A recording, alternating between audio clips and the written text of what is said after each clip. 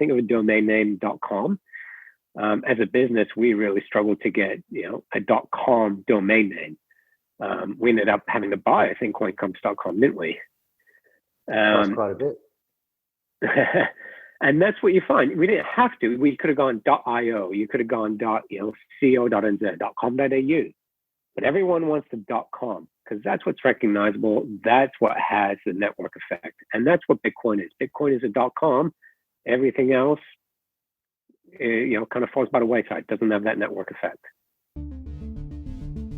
This is the Bitcoin Basics podcast with your host Ferris, that's me, and Gordon from coincompass.com. We're Bitcoin advisors and educators supporting business and individual investors to safely buy, store, and control their private keys, Bitcoins.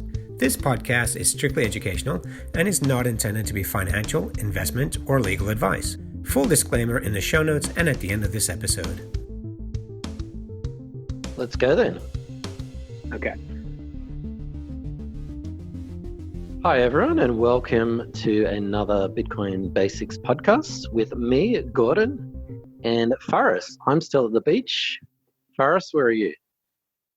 I'm in my bunker. We're in New Zealand, and tonight we enter level 4 self-isolation.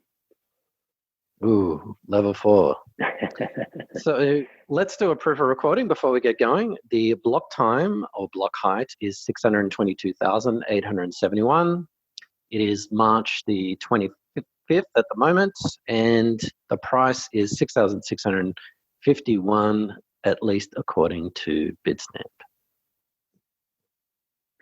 So everyone, what we're doing is we're going back to basics here at Coin Compass, in that we realize that there's a lot of questions we're still getting, which are addressed in a lot of our writings, but we figured a lot of people will be stuck at home for at least the next 4 weeks.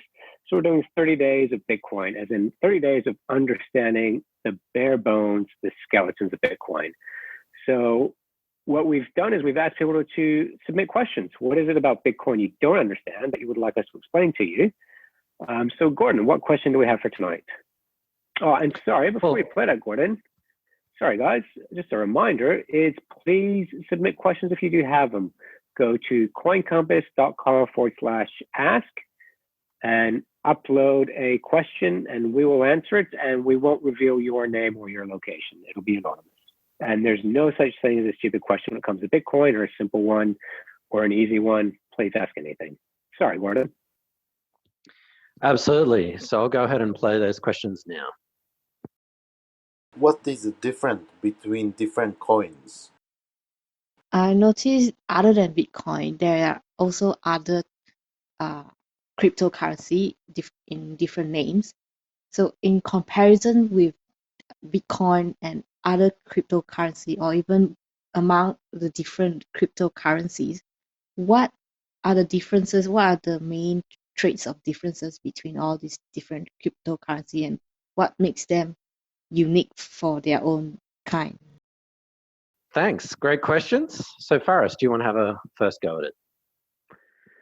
Yeah, so we get this quite often, and I actually get this from people who are in the finance industry, and the question does tend to be focused more around what is the value in Bitcoin if more can be created, if different ones can be created.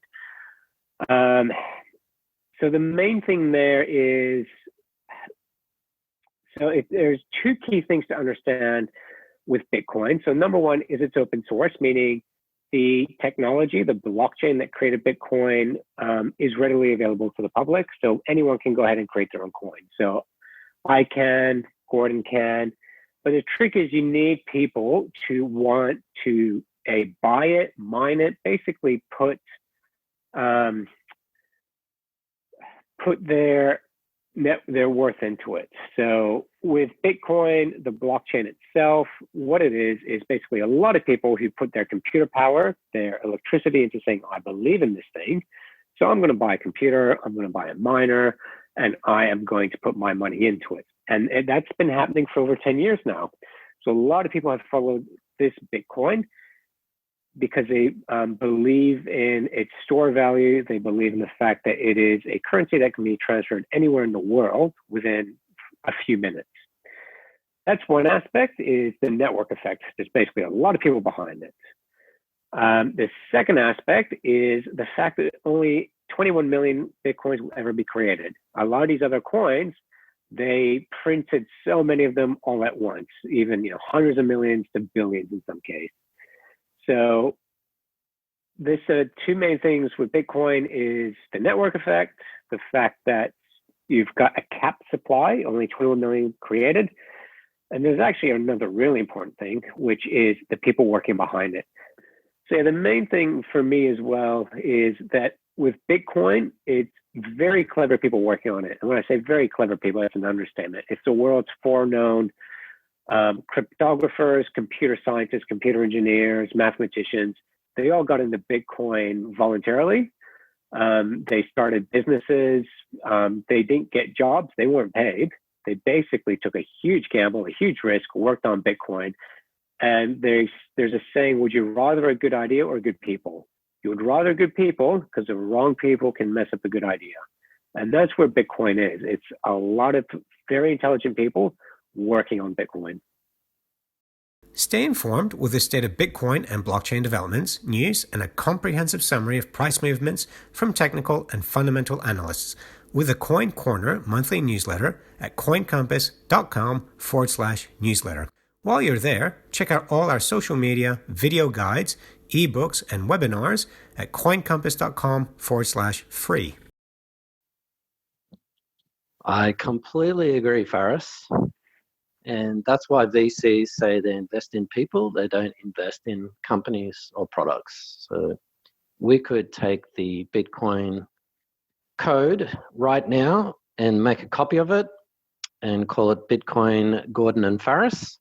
But guess what? There's a grand community of two people. We are not great developers or academics or anything special.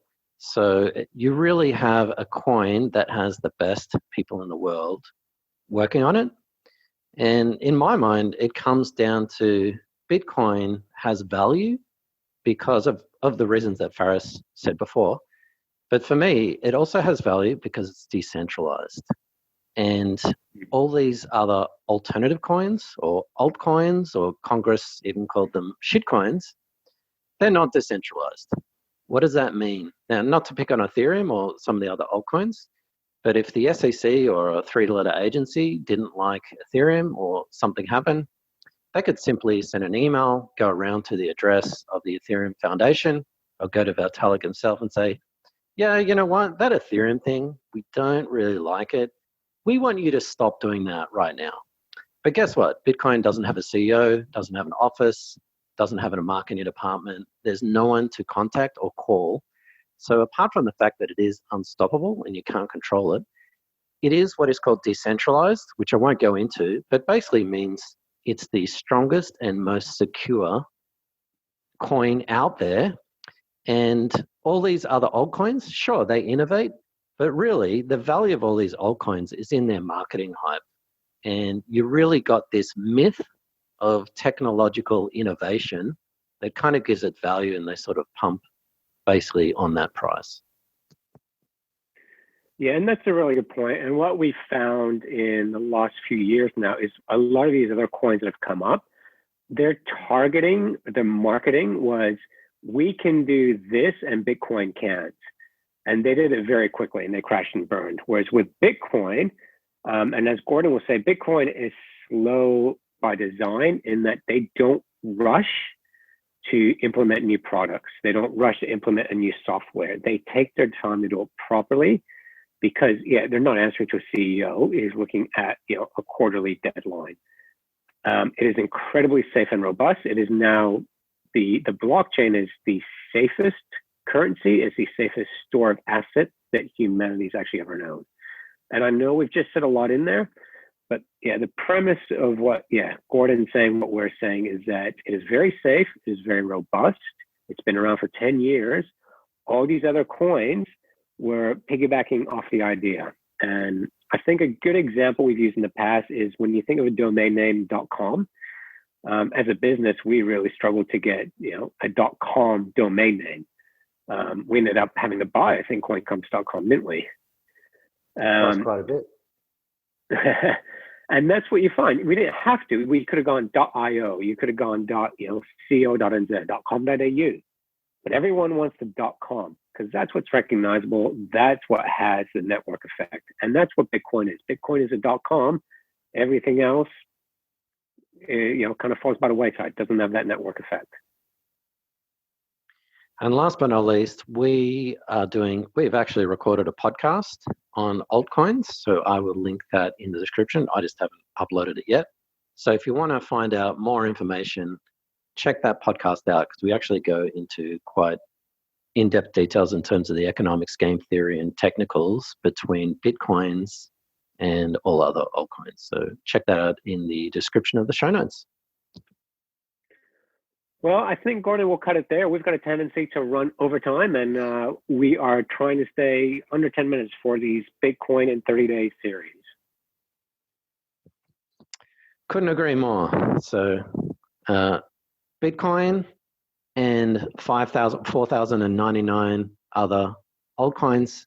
Some of them have merit. Some of them have got great technicals. But at the end of the day, Bitcoin is the one that has the most value because it has the most community behind it. It's the most secure and it's the most decentralized. So why on earth would you want to invest or do anything else with any other altcoins? Cool. Thank you, Gordon. Well put. Thanks, Faris. Until next time, everyone, day 2 of 30 is over. Thanks for watching or listening.